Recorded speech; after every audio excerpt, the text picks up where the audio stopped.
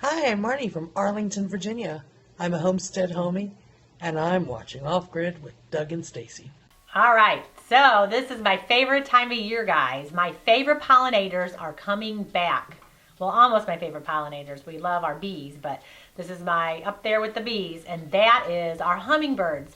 So spring is arriving, and so are our favorite pollinators, the hummingbirds. And hummingbirds don't just drink sugar water, and get the nectar from the flowers. They're also awesome at running around the place and then collecting and eating flying insects.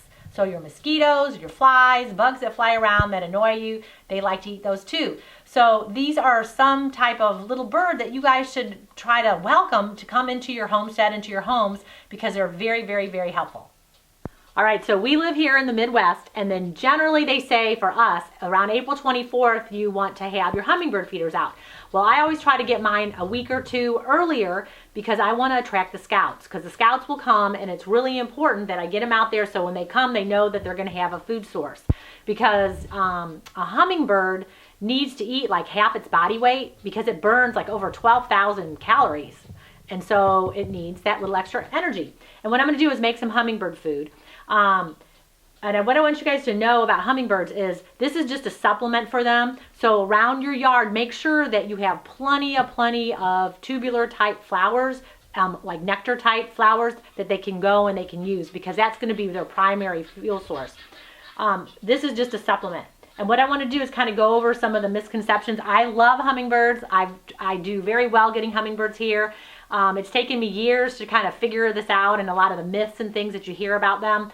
So I think I've got it kind of worked out good, where we make sure to have lots of hummingbirds here, and they love it. And I love to sit on the front porch. Doug and I love to watch them because they're really entertaining.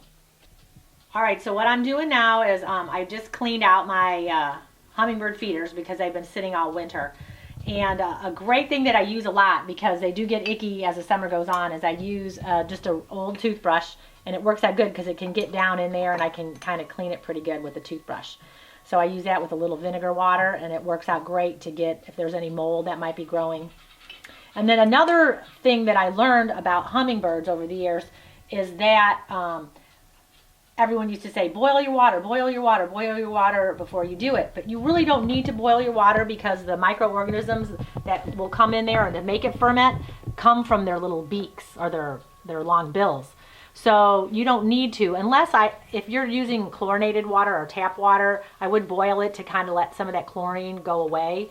Or if you have well water, or just rainwater that you're using, that would probably be the best to use for them.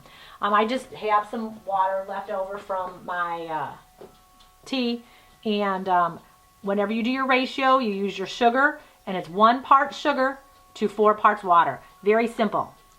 Now, another thing that people do is they put that red dye in there, and everyone thinks, oh, you have to have the red dye. They don't need, any extra vitamins or minerals, because they're going to be getting them from, all the other things, the flowers and plants out there and the bugs. So this is, like I said, just a supplement. And then you're going to stir this up. And I want to thank Mark from Tennessee. Look at this cool, beautiful walnut carved spoon that he sent us. It's awesome. I love it. So I'm going to stir up my hummingbird water with it. So I'm just going to kind of dissolve all that up.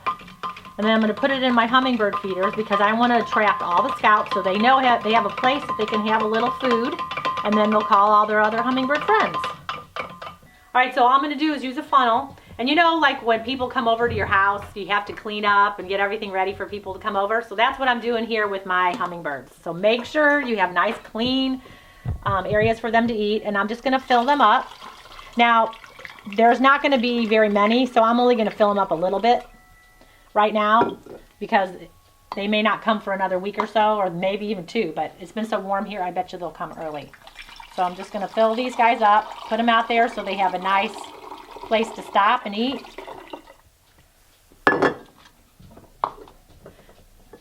And then I'm going to get ready to put them outside. And then when you're done, you just go ahead. And let me talk about this real quick. a lot of times a hummingbird has a really long tongue, so they can get into a smaller area. And you know how you have problems with your hummingbird feeders? Like we have bees, and at certain times of year, there's bees all over them.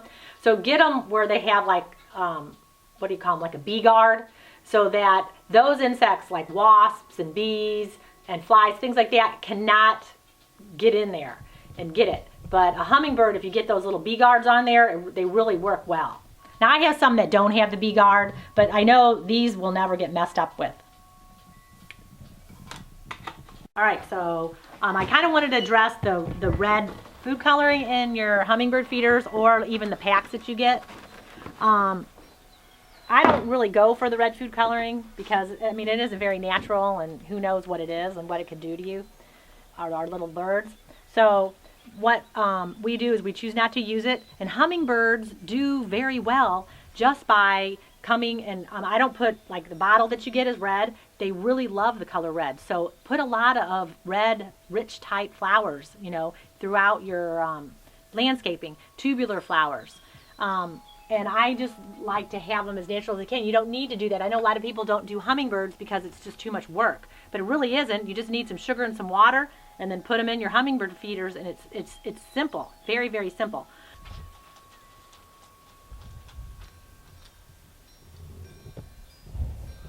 Here are a few suggestions you guys might want to use on your land or your homestead or your apartment, wherever you are, to trap hummingbirds.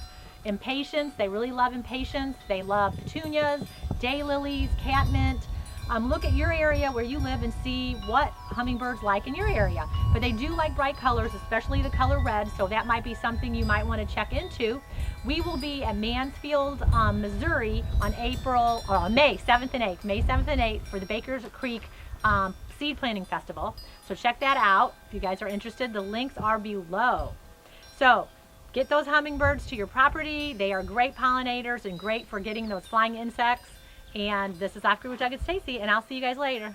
See ya. Hey guys, thanks for watching our video. You might want to check out these videos. And if you want to become a homestead homie, click the picture of us below. We will see you tomorrow.